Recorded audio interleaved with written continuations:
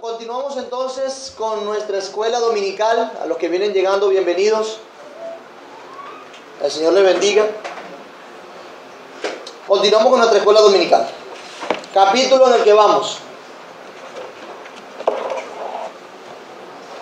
Capítulo 8.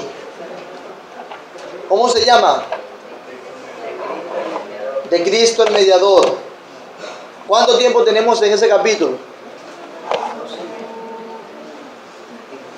Le pregunté cuánto tiempo tenemos, no que se quejen. No, termina nunca. Desde noviembre, ¿verdad? Estamos hablando de Cristo, además de... Tuvimos paro por energía eléctrica, paro por agua, paro por... ¿Qué párrafo específicamente vimos la semana pasada? 4. Un valiente o una valiente que nos diga de qué se trató ese párrafo. Número 4.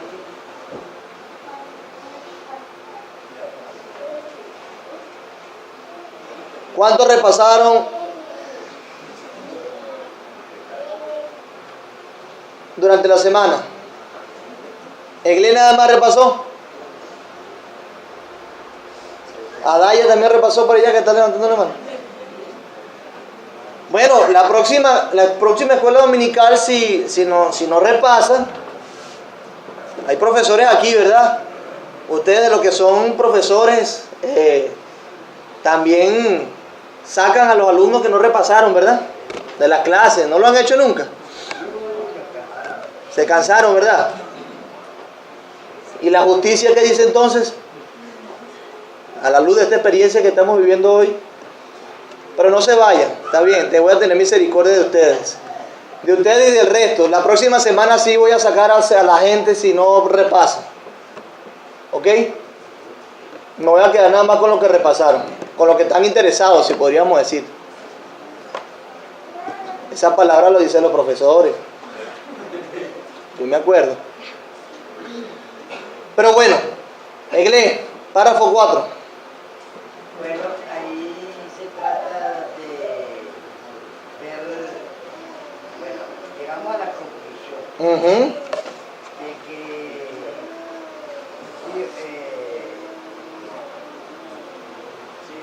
Dios y Jesucristo, ¿verdad? Su Hijo, tienen una misma naturaleza, una sola persona. Cada una tiene sus atributos, pero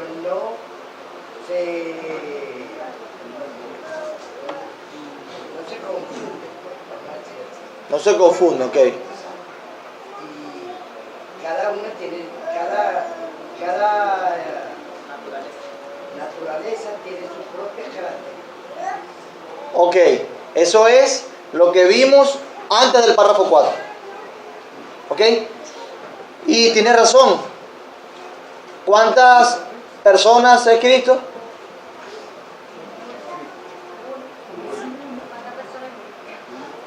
Suena, ¿verdad? Suena como que, oye, por favor, se está redundando. No, pero hay personas en la historia que dijeron que no. Ahora, ¿cuánta naturaleza tiene Cristo? En una sola persona. Resumidamente, el término que usamos fue unión hipostática. Perfecto. Párrafo 4. ¿Cómo les dije yo que lo tituló Sam Wadron en su comentario a la Confesión de Fe?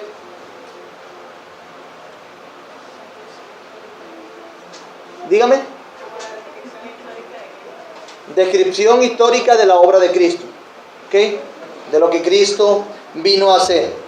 ¿Cómo Cristo asume el oficio de mediador? Porque le tocó. No había otro que lo hiciese, entonces tenía que asumirlo. María Soledad. Vimos en el domingo pasado que Jesús asumió de buena voluntad su cargo, encarnándose, cumpliendo perfectamente la ley y recibiendo el castigo que nosotros merecíamos. Perfecto. Vean la descripción que hace María Soledad. Dígalo más fuerte. Dígalo más fuerte.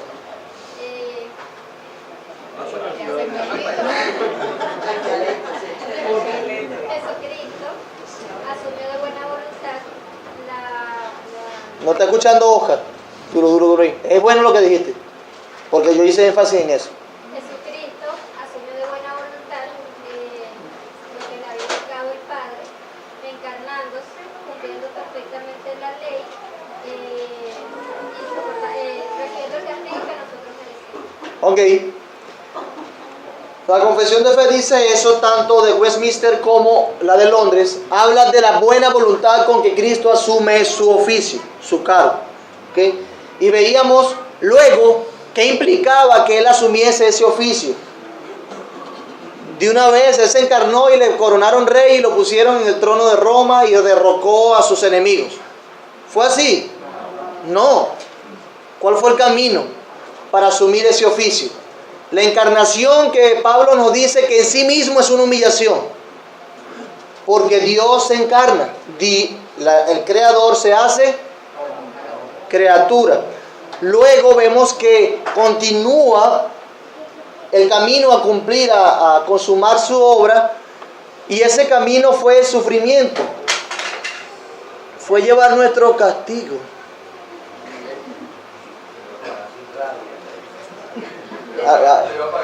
Mi hermano, yo te decía algo, si tú no estás de acuerdo con lo que yo estoy diciendo, me lo dices en privado y lo arreglamos en otro momento que esté tirando la cosa, ¿viste? Sea maleducado, no está de acuerdo y se pone bravo. Bueno, entonces, el camino para consumar su obra fue el sufrimiento, y Él lo hace de buena voluntad. No fue obligado, no fue regañadientes, no fue, bueno, no me queda de otra, bueno, ¿qué más? Nada, sino que lo hace de buena voluntad. Lo asume voluntariamente. Y luego lo describe, dice el párrafo número 4, el Señor Jesús asumió de muy buena voluntad este oficio y para desempeñarlo nació bajo la ley, la cumplió perfectamente y sufrió el castigo que nos correspondía a nosotros. Importante, Él sufre el castigo que nos correspondía a nosotros, el cual deberíamos haber llevado y sufrido nosotros, siendo hecho pecado. ¿Y qué más se hizo Cristo? Maldición. Pastor, esa palabra es muy fea. ¿Cómo vas a decir que Cristo se hizo maldito por nosotros? Eso es lo que dice la Biblia. Lo leíamos en qué capítulo de la Biblia, en qué libro. Gálatas. Gálatas capítulo ¿qué? ¿Quién lo recuerda? Gálatas 3. Perfecto.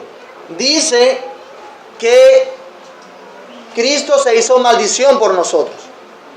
Y así suena feo. ¿Qué explicábamos nosotros? ¿Por qué la Biblia enseña que Cristo se hizo maldición por nosotros? Elizabeth. Veíamos que en Deuteronomio Ajá. era una ley, era que muriese en un madero, era maldito. Ok. Era la peor muerte en aquel tiempo. Esa ley. Y Cristo llegó. Sí. Gálatas 3 nos dice que, como escrito está, maldito todo aquel que sea colgado en un madero. Necesariamente la muerte no debía ser en el madero, pero sí el hecho de ser colgado en el madero como una expresión de juicio, de condena, era algo malo, porque se daba muerte, la pena capital se aplicaba por causa del pecado de esa persona y se exponía públicamente para que los otros temieran. Pero hay algo más que Tania lo va a decir. También que en el Antiguo Testamento también se decía que se le daba el sacerdote, como que aplicaba la culpa del confesaba los pecados del pueblo y se los juntaba de una forma al becerro. Ajá. Y este moría. Entonces también se habla de que Cristo Él llevó eso por nosotros, nuestros pecados se los fueron pasados. Claro, perfecto. Capacidad que tiene Tania de unir la predicación y la clase. Tiene razón. Eso lo dije en la predicación, pero tiene que ver con la clase. Por eso te digo que es importante. ¿Qué más? No, un hombre que me diga por qué dice que Cristo se hizo maldición. Además de lo que ya dijeron que tienen razón. Luis. Creo que, no mal recuerdo, sea, Cristo se hace maldito por todo lo que la ley demandaba. ¿Ves? O sea, todas esas demandas, todas esas maldiciones, todo eso lo que la ley pedía sobre aquellos que habían sido salvos, que habían pecado contra Dios, Cristo lo asumió voluntariamente, porque todo eso cayó sobre él, todo el peso de la ley, toda esa maldición que la ley demandaba, todo lo que había pecado. Así es. En general, Deuteronomio decías, haz estas cosas y vivirás. Si no las haces, de hecho,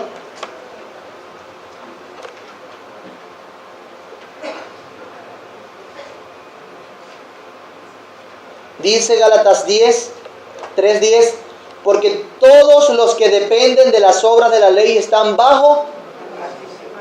Todo lo que dependen de las obras de la ley. ¿Quiénes dependían de las obras de la ley antes de Cristo? Todos. Gentiles, también.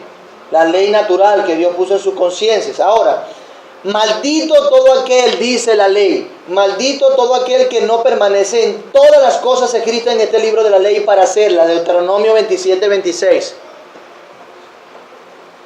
¿Y qué hizo Cristo? Asumió todo eso. O sea que ¿quién eran los malditos? ¿Quiénes estaban bajo maldición? Nosotros. Y Cristo se hizo eso para justificarnos. Tomó nuestras rebeliones. Y la implicación de tomar nuestras rebeliones es que asume las consecuencias del pecado sobre él. Y es lo que nos dice el párrafo. Por eso es que dice, siendo hecho pecado y maldición por nosotros, soportando las más terribles aflicciones en su alma y los más dolorosos sufrimientos en su cuerpo, fue crucificado y murió, y permaneció en el estado de los muertos, aunque sin ver corrupción. Al tercer día resucitó de entre los muertos con el mismo cuerpo en que sufrió. ¿Cómo está Cristo ahora mismo a la diestra del Padre? ¿Con el mismo cuerpo? Sí. Con el mismo cuerpo. Cuidado con eso porque algunos dicen, pasó en la historia y sigue pasando ahora, que dice que Cristo ya no tiene el cuerpo físico, sino que es espíritu. La segunda persona de la Trinidad es Dios y es hombre, ¿ok? Dios hombre. Pendiente con eso. Porque, de hecho, en este mismo contexto de clase dominical, un día se habló de eso, con algunos que creían de esa manera, pero no es así. Cristo tiene su cuerpo físico. Con el mismo que murió, con ese mismo cuerpo resucitó, y con ese mismo cuerpo que resucitó, ascendió a los cielos. Está en los cielos. Y los ángeles dijeron, así como ustedes vieron que subió, así mismo vendrá. ¿Ok? Y allí está sentado a la diestra de su Padre intercediendo. Y regresará para juzgar a los hombres y a los ángeles al final del mundo. ¿Cuánto tiempo dura el oficio mediador de Cristo? Perpetuamente. ¿Ok? Perpetuamente, para siempre. Se complica cuando tú entiendes un poquito esa idea de la escatología, pero la Biblia nos dice que Él es sacerdote para siempre según el orden de Melquisedec y ha de interceder perpetuamente por nosotros. Él está intercediendo. Y regresará para juzgar a los hombres y a los ángeles al final del mundo. Importante, Jesús solamente juzgará a los hombres. A los ángeles también. Los ángeles están involucrados en ese juicio. Levántate la mano. Si es difícil la pregunta, la respondemos la semana que viene. El oficio mediador, o sea, de interceder por el pueblo, luego del juicio seguirá intercediendo por el pueblo. Dice que para interceder perpetuamente por los suyos. Pero en ese caso, una vez que ocurra el día del juicio final, van a haber unos condenados y van a haber otros perdonados, justificados por esa obra que Cristo hace. ¿De qué se trataría la mediación entre Dios y los hombres? No, se trata de que siempre Dios nos va a ver a través de la persona de Cristo. De eso se trata. Nunca Dios te va a ver a ti fuera de Cristo. Y como eso es eterno que te va a ver a ti, tiene que verte siempre con por medio de Cristo, a través de Cristo. De eso se trata. Se consuma la obra, sin embargo, en el tiempo permanece. De hecho, uno de los pastores ¿cómo se llama? De la Gracia de Dios en Medellín, bueno, recién ordenado, también es director del SRL, está haciendo su tesis de doctorado acerca de eso. Vamos a esperarla, después se la pasaré por correo. Te voy a mandar correo para que le preguntes más acerca de eso a él. Bueno, continuamos entonces. Espero haberte ayudado, hermano. Hermana. El oficio de mediación se da por el hecho de nosotros pecadores y el Dios Santo y el ejemplo que comenzamos a aplicar. Pero la mediación va a ser eterna, no sé si me entienden, porque no hay manera de eliminar de en medio ese mediador. Que no puede desaparecer Exacto, en estos casos, por ejemplo, no sé, hay en medio entre dos humanos y llega el momento que ellos no llegan a tu acuerdo y el mediador ya no es necesario, porque ya hicieron conexión. Pero en el caso de Cristo, como es la obra de redención eterna, él no puede. Claro. Y es correcto, nunca se puede sacar. Y eso se le atribuye, o se le añade, mejor dicho, el hecho que como mediador, Jesús está mediando entre dos partes que son distintas,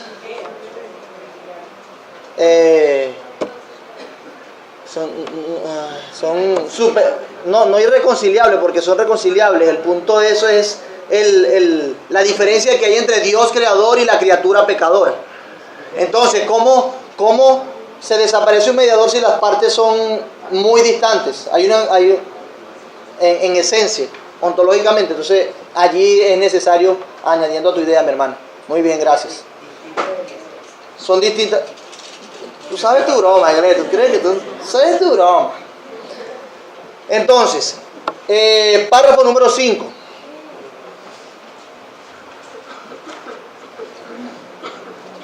El Señor Jesús, ¿lo tienen ahí? El Señor Jesús, por su perfecta obediencia y el sacrificio de sí mismo, que ofreció a Dios una sola vez a través del Espíritu Eterno, ha satisfecho plenamente la justicia de Dios.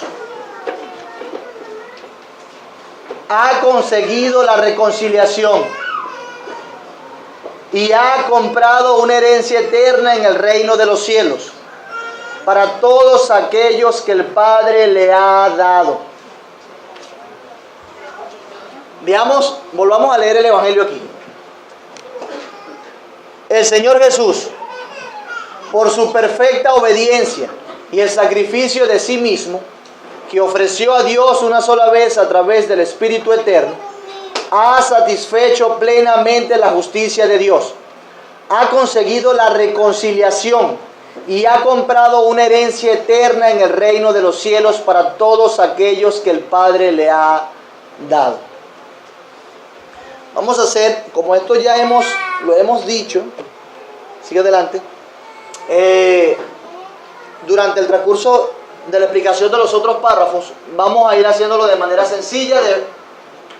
Separamos el párrafo en los hiperíndices donde aparecen los versículos, esas afirmaciones, y vamos viendo si la Biblia de verdad enseña eso, y viendo cómo la Biblia enseña eso. En primer lugar, nos dice este párrafo que el Señor Jesús, por su perfecta obediencia y el sacrificio de sí mismo. Jesús, por su perfecta obediencia y el sacrificio de sí mismo que ofreció a Dios una sola vez a través del Espíritu Santo, ha satisfecho la justicia de Dios. La pregunta es, ¿cómo Jesús ha satisfecho plenamente la justicia de Dios? Levante la mano. cómo Cristo Jesús ha satisfecho plenamente la justicia de Dios. Por su perfecta obediencia. Por su perfecta obediencia y Sacrificio de Dios. son dos cosas. ¿Recuerdan? Dos cosas. Su obediencia y su sacrificio fue acepto por su obediencia. ¿Ok? Tania. Yo me acuerdo que en una de las clases nosotros hablábamos sobre, por ejemplo, en los salmos dice que la sangre de los machos cabríos no podía, o sea, el Señor, sí es verdad, o sea, había perdón de pecado, pero eso no era suficiente. Y que esa ofrenda, o sea, la forma en la que el Señor podía derramar toda su ira, debería ser en la misma esencia, porque había mucho pecado y eso no satisfacía la ira de Dios. Entonces, yo me acuerdo que tú explicabas que Cristo era, o sea, tenía que ser Cristo a juro, porque sí, porque tenía que tener la misma esencia para poder satisfacer la ira de Dios. Claro. Cristo tenía que ser Cristo, hermano. Así mismo como lo dice ella. A juro, no podía ser otro. ¿Sí? Entonces, por su perfecta obediencia y sacrificio, volvemos al tema de lo que implica el perdón de Dios. Vamos a revisar los versículos, revisando los versículos le voy explicando mejor. Romanos 5, 19. Y otro que busque Efesios 5, 2. Porque así como por la desobediencia de un hombre, los muchos fueron constituidos pecadores, así también por la obediencia de uno, los muchos serán constituidos justos. Perfecto. ¿Qué nos enseña Romanos 5? En aquel paralelismo que hace entre Adán y Jesús, que por medio de un hombre todos fuimos constituidos y con ello cosechamos las consecuencias del pecado, y ese hombre fue Adán. O sea, él desobedeció. ¿Recuerdan aquella ley que dio Dios en el Edén? Él la desobedece. Todos están bajo pecado. De la misma manera dice, así también la obediencia de uno, así también por la obediencia de uno, los muchos serán constituidos justos. Es necesario o es necesaria la obediencia. La obediencia de todos los creyentes para ser justificados. ¿Eso es lo que necesitamos? Es la obediencia de Cristo. Es la obediencia de Cristo. ¿Qué dice Efesios 5:2? Y andad en amor, así como también Cristo os amó y se dio a sí mismo por nosotros, ofrenda y sacrificio a Dios, como fragante aroma. Como olor fragante, así es. Fíjense que Romanos nos habla de obediencia, y Pablo en Éfeso, en esa epístola, nos habla del sacrificio, ofrenda y sacrificio a Dios en olor fragante. De ninguna manera debe borrarse de nuestra mente que nosotros estamos bien con Dios, que nosotros somos salvos o que nos merecemos el favor de Dios por nuestra obediencia. Tu obediencia en sí misma te descalifica delante de Dios. La única obediencia que te hace acepto a ti delante del Padre y a mí es la obediencia de otro. ¿De quién? De Cristo.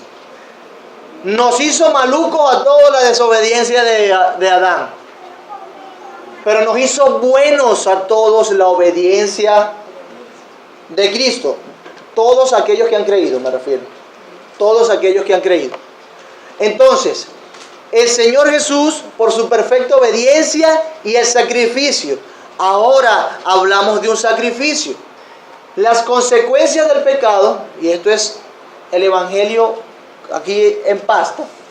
Las consecuencias del pecado son la condenación, la ira de Dios. De ahora en adelante Dios iba a estar airado todos los días contra el pecador. La ira de Dios. Dios está preparado para juzgar. Tiene su arco, ¿verdad? preparado para juzgar. ¿A quién? A los pecadores. Necesitábamos morir, ser condenados. Pero la verdad es que hubo otro sacrificio.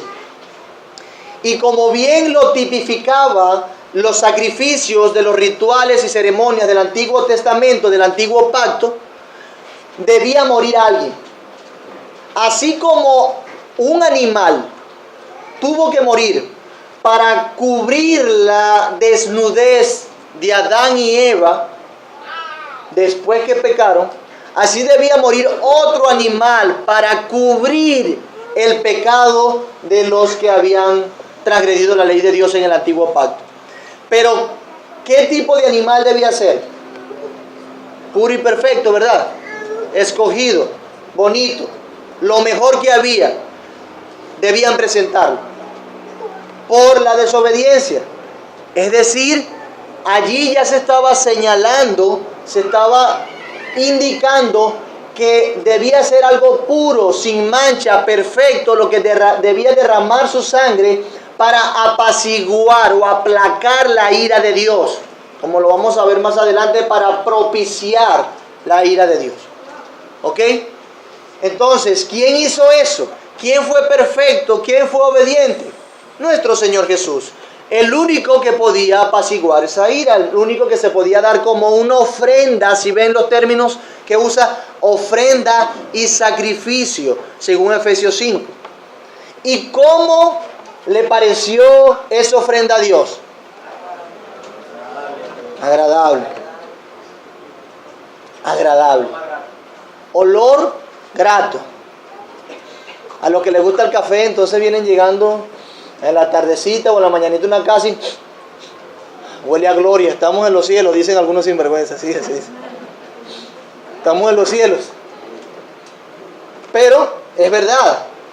A mí me pasa cuando huelo tajada. Y digo lo mismo. Entonces, vemos que a Dios le agrada. Para Él está satisfecho y... La palabra es satisfecho y... No me acuerdo. Complacido. Complacido en ese sacrificio. Ya, dice él, no hay más nada, no pasa nada. Se satisfizo mi justicia. Hubo alguien que vivió perfectamente para eso. ¿Ok? Entonces, sin obediencia perfecta, ¿hubiese existido una ofrenda y sacrificio de olor fragante? No. Con una obediencia parcial de la ley, ¿hubiese existido una ofrenda y sacrificio de olor fragante? Ok. Si Cristo hubiese muerto de una vez, vamos a sacrificarlo como un cordero limpio y sin mancha, porque nació inocente, ¿cierto? A diferencia que nosotros. Lo sacrificaban en el templo de una vez, lo degollaban. ¿Hubiese existido una ofrenda y sacrificio de olor fragante? No. ¿Por qué no, Andrés? Era necesario que se cumpliesen las profecías que se habían dicho acerca de él. No solamente su muerte debía llevarse apenas que él naciese, sino que él debía vivir una vida perfecta y cumplir la ley para poder así satisfacer la ley de Dios, aplacar su ira y que su sangre fuese exactamente por expiación del pecado. Así es. Debía alguien ser obediente, así como otro fue desobediente. ¿Sí lo ven? Debía alguien ser obediente, es decir, y para ser obediente debes tener las cualidades y la aptitud para obedecer y cumplir la ley. Es decir, debía crecer, debía ser un hombre. Y fíjense que Cristo muere después de alcanzar la edad adulta en el pueblo judío. Entonces, así como alguien desobedece conscientemente, alguien conscientemente debía obedecer. Como bien lo explicó mi hermano Andrés. Importante, el Señor Jesús, por su perfecta obediencia y el sacrificio de sí mismo, esa ofrenda, ese sacrificio en olor fragante. Hermanos, no solamente es importante la muerte de Cristo, sino también su vida, su obediencia. Cuando predique el Evangelio, mi amado hermano, y cuando se predique a sí mismo, recuerde que no solamente es importante su muerte, sino también su vida, su obediencia. Y su obediencia es lo que lo califica a usted para estar delante de su presencia, de la presencia de Dios. ¿Ok? Es importante su vida muchísimo.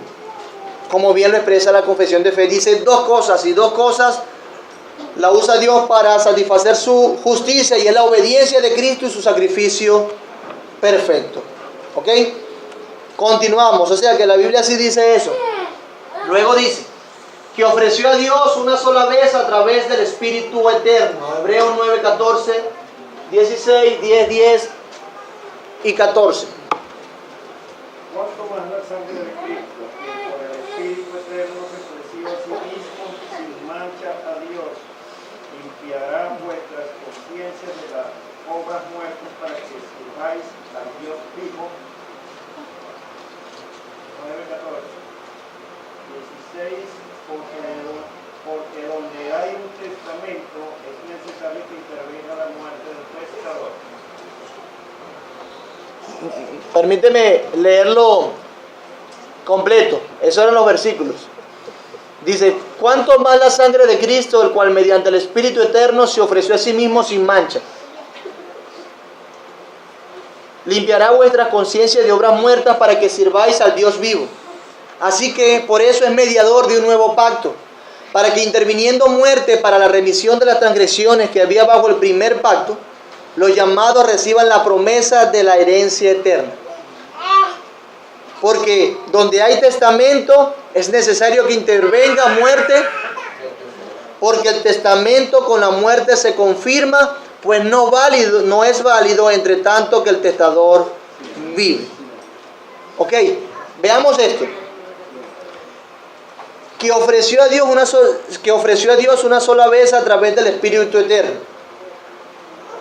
El pasaje nos enseña que la sangre de Cristo, mediante ese Espíritu Eterno, se derramó para hacer a otros limpios y sin mancha, para perfeccionarlos, para purificarlos. Y no solamente limpia o cubre el pecado como era lo que sucedía con las ceremonias del antiguo pacto, sino que realmente limpia nuestras conciencias de pecado. No como la sangre de otros machos cabríos o como de otros corderos que simplemente cubrían, si podemos decirlo de alguna manera, el pecado.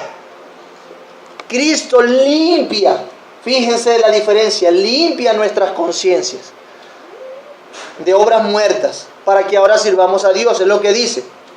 Y luego el 16, porque donde hay testamento es necesario que intervenga muerte del testador. Una vez derramado su sangre es que se efectúa la limpieza de los pecados.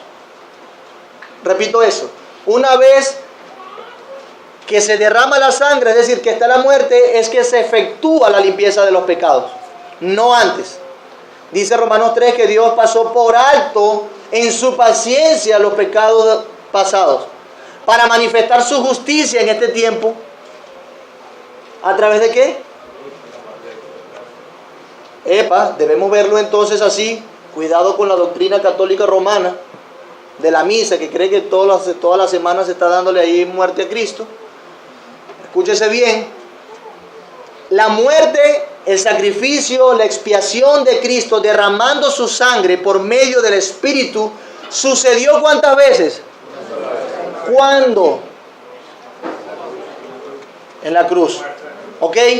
Y ese evento histórico, legal, sucedió y benefició, como lo vamos a ver la semana que viene, las personas que creyeron ¿cuándo? Para que ustedes para acá. Antes y después. ¿Y quiénes son después? Nosotros mismos, ¿ok? Pero fue una sola vez ese sacrificio que Cristo hizo. Una vez murió y ya, eso pasó. Porque, por ejemplo, si hay un testamento, los Ochoa Bolívar, pues, tienen ese testamento jugoso. Dios me lo guarde, pero cuando ellos deban partir con Cristo, es que ese testamento entra en vigencia. Y ya entrarán las peleas entre Willy, Alberto, y yo me meto también ahí, ya me tiene que a mi parte. Pero no debe haber, ¿verdad?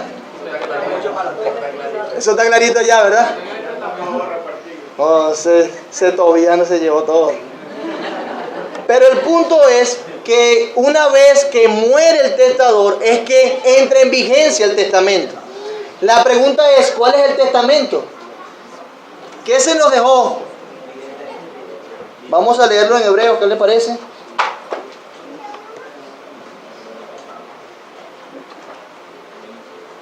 Hebreos 10, no es 10.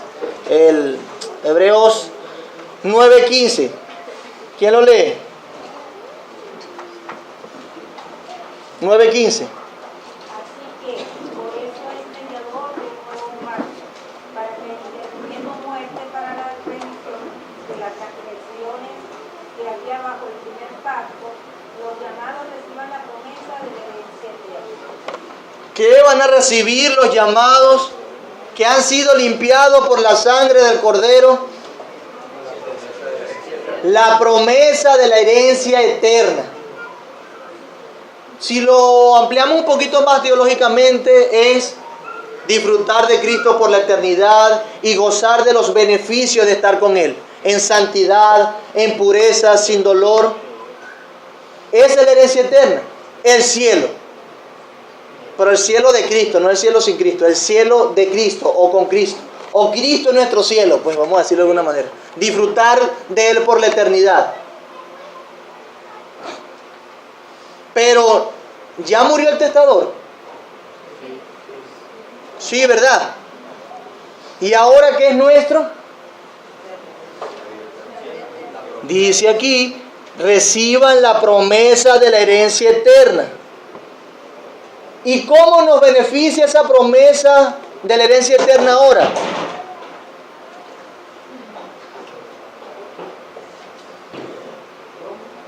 ¿Cómo nos beneficia esa promesa de la herencia eterna? Nos beneficia ahora porque somos salvos y somos los recipientes de esa herencia, somos los beneficiados de esa herencia.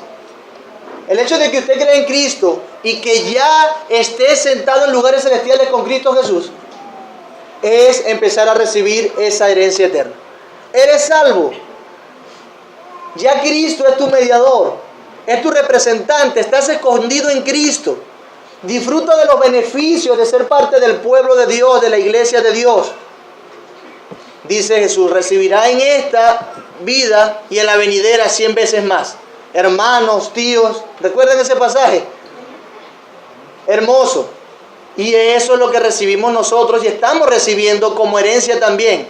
Es decir, los beneficios y los privilegios de ser miembros de una iglesia y disfrutar de la familia de Cristo forma parte de esa herencia y lo estamos recibiendo. Ese amor que solamente se obtiene a través del Espíritu Santo dado por Cristo es parte de la herencia. ¿Qué les parece?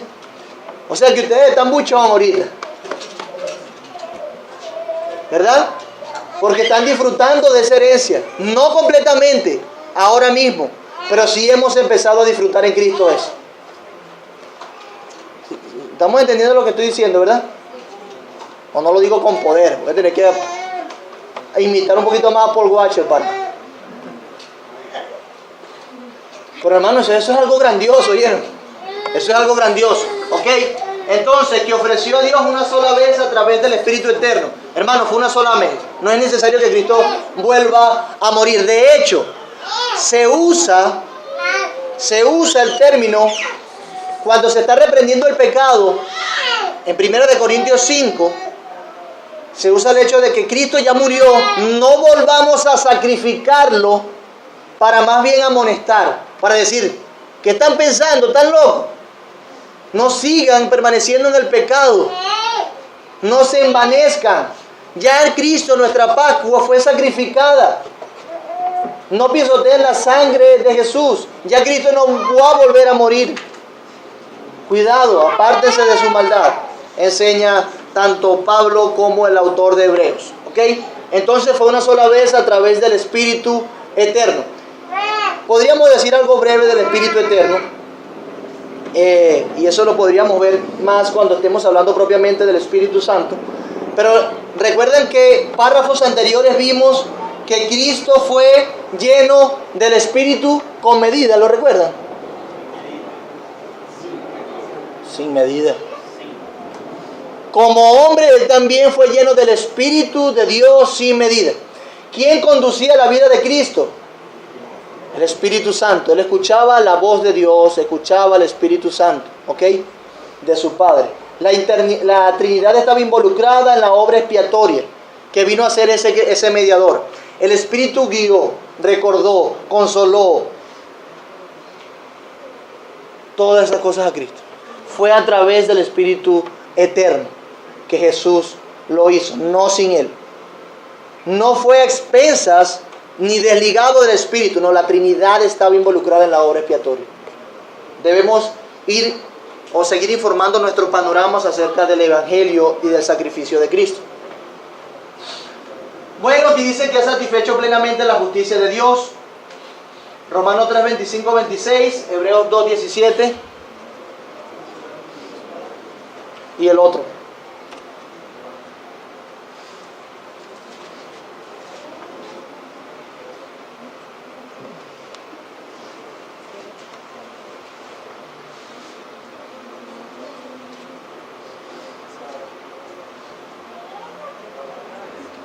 ¿Qué lo lee? A quien Dios puso como propiciación por medio de la fe de su sangre, para manifestar su justicia, a causa de haber pasado por alto en su paciencia los pecados pasados.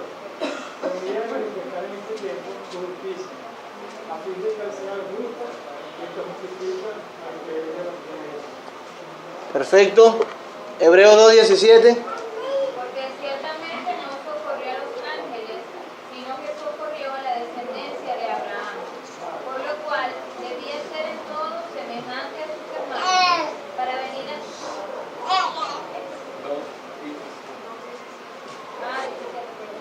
Por lo cual debía ser en todo semejante a sus hermanos, para venir a ser misericordioso y fiel sumo sacerdote en lo que a Dios se refiere, para expiar los pecados del pueblo. Dice para expiarlos, ¿ok? Tiene que ver con ese acto que quita el pecado. Quita el pecado. Primera de Juan 2:2. Y Él es la propiciación por nuestros pecados, no solamente por los nuestros, sino también por los de todo el mundo. 4:10. Y en esto consiste el amor. No es que nosotros hayamos amado a Dios, sino que Él nos amó a nosotros y envió a su Hijo en propiciación por nuestros pecados. Propiciación y expiación. Dos términos que se usan para hablar de que la justicia de Dios fue satisfecha plenamente. La justicia de Dios implicaba castigo e implicaba la remisión de los pecados, ¿ok? O no la remisión, sino la paga. Por eso es que es el castigo. Cuando nosotros hablamos de expiación, se habla de ese acto que se usa, ese derramamiento que borra las iniquidades. Esa es la expiación. Pero cuando hablamos de propiciación, nos referimos a el aplacamiento de la ira de Dios por causa del pecado. Propiciación, bueno, Él aplacó su ira. ¿Quién lo aplacó? Importante. La sangre de Cristo. Cristo aplaca la ira de Dios. Es nuestra propiciación. ¿Cómo lo hace? ¿Cómo lo hace? Sí. Entregándose. Pero ¿qué copa bebe Cristo? Hermanos, viendo un poquito más en detalle la obra expiatoria, lo que tiene que ver con la propiciación y expiación con respecto a la satisfacción de la justicia de Dios plenamente, estamos hablando que su sangre para expiar, redimir sus pecados debía ser derramada. Pero la sangre de Cristo no pudo haber sido derramada. Córtate aquí la vena, derrama toda esa sangre y te mueres desangrado. No pudo haber sido así. Porque fue esa expiación, pero no propiciación. ¿Por qué no propiciación? Porque la ira de Dios debía hacer justicia sobre alguien, debía condenar el pecado, las consecuencias, el castigo del pecado debía llevarse a cabo. ¿Y cómo lo hace Dios? Derramando su ira sobre Cristo. Es decir, Cristo debía sufrir necesariamente para que fuese nuestra propiciación. El sacrificio de Cristo es necesario. Leíamos en Isaías 53, el siervo sufriente. ¿Qué es lo que llevó Él por nosotros? Las consecuencias del pecado, nuestras enfermedades, nuestras maldades. Eso fue lo que Cristo lleva y debía sufrir. Es decir, que era necesario también el sufrimiento. No solamente era necesario derramar su sangre. Vacía ahí esta sangre y listo. No, era necesario su sufrimiento. En alma y en cuerpo, como dijimos en el estudio de los párrafos anteriores. El sufrimiento es importante. ¿Por qué? Porque nos enseña y señala que Cristo propició la ira de Dios. Él murió como propiciación por nosotros. Él llevó el castigo del pecado. Eso es lo que más o menos, Él aplacó la ira de Dios. Y Él debía aplacarlo porque usted no podía hacerlo. O bueno, sí podía hacerlo. ¿Sabe dónde? En el infierno por la eternidad. ¿Ok? Entonces, vean que es importante los sufrimientos. Que bien se escogieron estos versículos para hablar de propiciación y hablar de expiación. Que tienen que ver con algo, pero que no son específicamente o estrechamente, no son lo mismo. ¿Ok? Por eso es que nosotros cuando vemos en el desenlace de lo que implica el Evangelio para nosotros e imitar a Cristo, por eso es que Pablo dice que los padecimientos de Cristo se vayan cumpliendo en nosotros. Porque debemos imitarlo también en eso. Por eso es que dice que los que quieren vivir piadosamente padecerán persecución. Bienaventurados los que sufren. Hermanos, el sufrimiento tiene un papel importante en la vida cristiana. Porque señala que el sufrimiento atroz que llevó Cristo por nosotros, que Él sufrió y que ahora nosotros no vamos a sufrir jamás. Porque aunque nosotros sufrimos, créanme que no sufrimos como Cristo sufrió. Porque Él llevó la ira de Dios. Nosotros, Dios nos da par de azotes a través de la disciplina y ya. Pero Cristo fue azotado hasta la muerte. Y dijo palabras que deberían quebrarnos el corazón. Dios, ¿por qué me has desamparado? ¿Qué manifestación de la ira de Dios? Estar separado de Dios. No me pregunten cómo es eso, pero eso pasó. Y Cristo sufrió eso. De las pocas palabras que dijo fueron esas, cuando estaba en la cruz. Hermanos, era importante. Por eso es que podemos decir que la justicia de Dios fue completa y perfectamente satisfecha en Cristo. No solamente vivió perfectamente, no solamente sufrió, no solamente derramó su sangre, no solamente murió, sino que también fue declarado Hijo de Dios a través de la resurrección de los muertos. Declarado Hijo de Dios. Él es el Mesías. Cristo tenía que ser Cristo. No había más. ¿Ok? Ya no necesitas, de una manera práctica, hermano, ya tú no necesitas hacer nada para satisfacer la justicia de Dios. Importante. Si alguno cree aquí que se es salvo por ser obediente, obedecer los mandamientos o portarse bien, créame que va camino al infierno. Así crea que se está portando bien.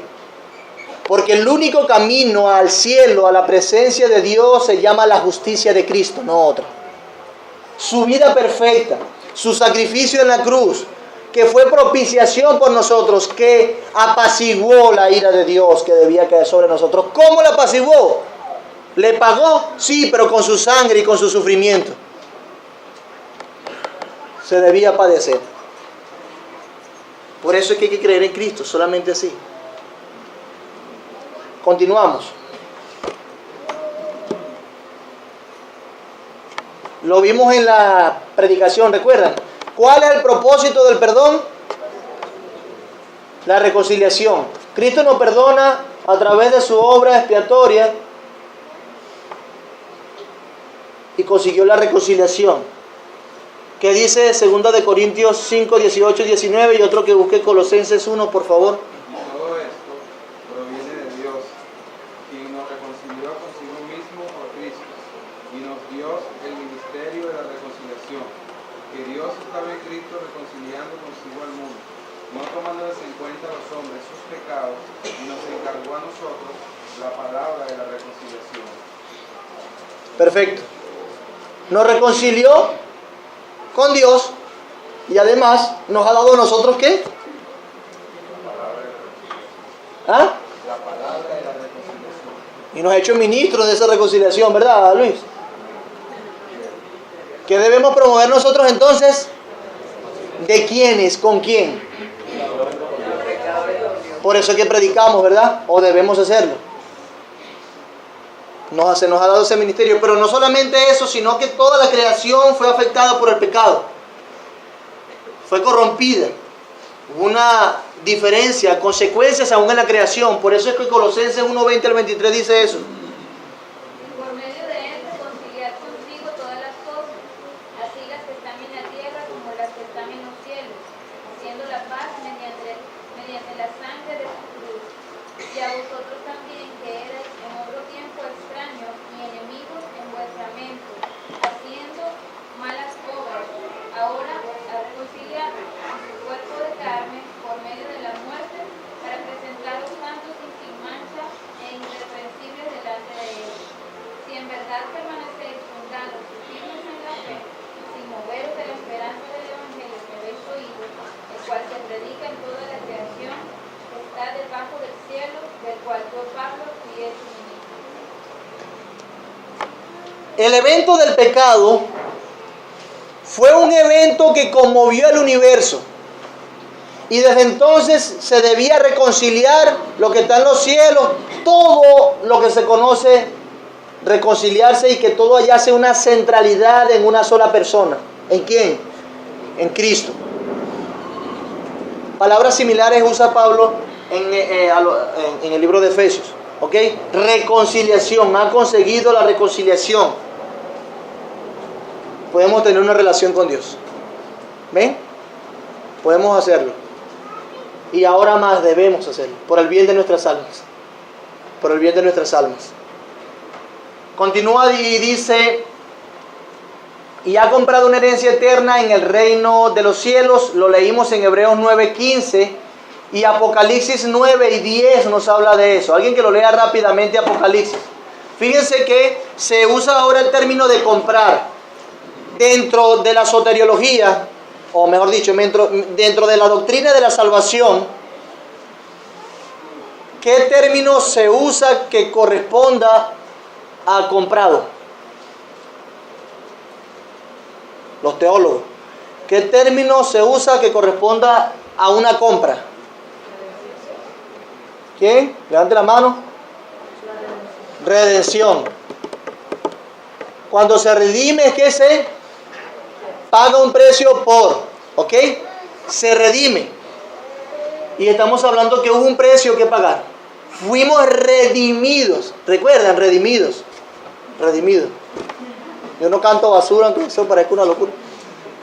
Fuimos redimidos por Cristo. Pero también esa redención alcanzó una herencia eterna en el reino de los cielos. Apocalipsis. Y cantaban un nuevo cántico diciendo: digno eres de tomar el libro y de abrir tus sellos, porque tú fuiste inmolado, y con tu sangre nos has redimido para Dios, de todo linaje y lengua y pueblo y nación, y nos has hecho para nuestro Dios reyes y sacerdotes, y reinaremos sobre la tierra. Qué bello, ¿no? Apréndaselo. La semana que viene se lo tiene que traer memorizado. Anote allí tarea. Memorizarse Apocalipsis 5, 9 y 10. Nos redimió. Nos compró. ¿Cuál fue el precio por nosotros? Su sangre. Una canción que dice que... No digo eso. Pero su sangre, ¿ok? Su sangre fue derramada. Lo más valioso fue derramado para nuestra redención y nos compró una herencia eterna en el reino de los cielos, la cual nos constituye reyes y sacerdotes. ¿Y sabe qué? Reinaremos con Él. Hermano, tenemos una herencia grande. Sangre azul tenemos. ¿Sabe usted? Sangre de reyes, pero no de cualquiera, del Rey de Reyes y Señor de Señores. En el sentido de que Dios nos ha dado un lugar que no tiene comparación a su lado. El mejor lugar donde estar. Al lado de Dios, a los pies de Cristo. A los pies de Cristo. Dice también que de eso son beneficiados los que el Padre le ha dado. ¿Le ha dado a quién? ¿Sabía usted que Dios le dio a Cristo los que habían de ser salvos? Sí, eso lo dice Juan 17:2. ¿Cómo lo dice? Como les has dado potestad sobre toda carne para que dé vida eterna a todos los que le diste. A todos los que le diste. ¿Y quién está hablando allí? Jesús. ¿De quiénes está hablando? Del Hijo y de los discípulos. ¿Y quién era el Hijo? Él mismo. Ok, entonces dice que a todos los que le diste, haciendo alusión de que Dios, el Padre, le dio esos discípulos a Cristo. Otro pasaje que nos hable que Dios le da a los discípulos a Cristo. Juan 6 o Juan 5, ¿cuál de los dos? O los dos. Juan 6, ¿qué dice? Todo lo que mi Padre me da, vendrán a mí. Es decir, que Dios le da los creyentes a Cristo y vienen a Él. Y nadie los arrebatará de su mano. Ese fue el pasaje que reformó Andrés Velázquez, ¿sabían ustedes?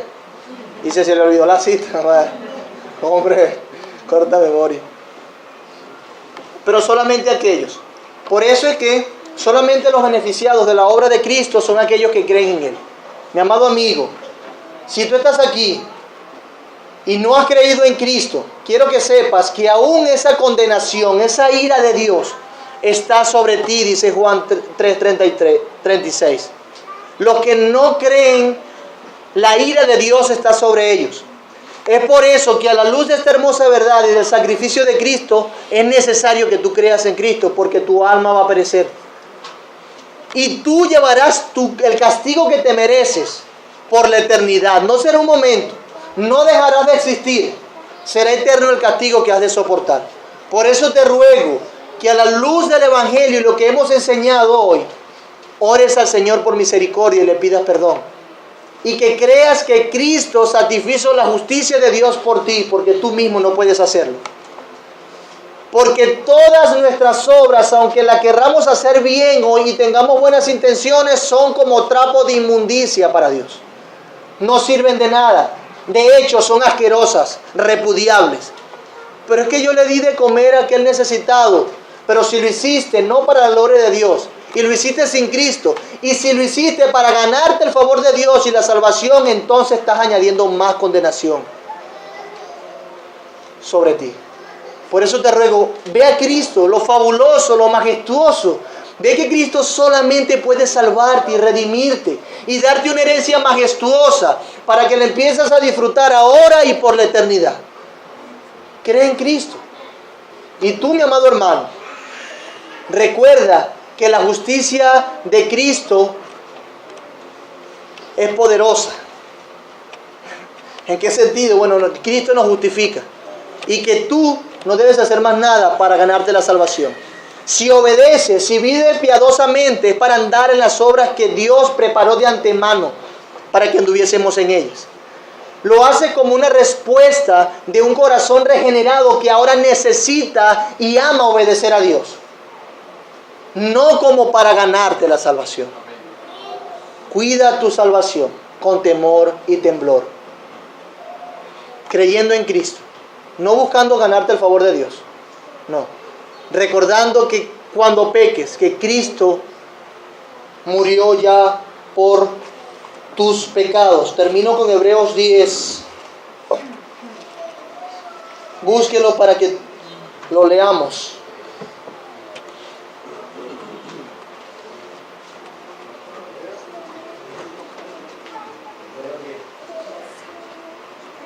Hebreos 10, versículo 10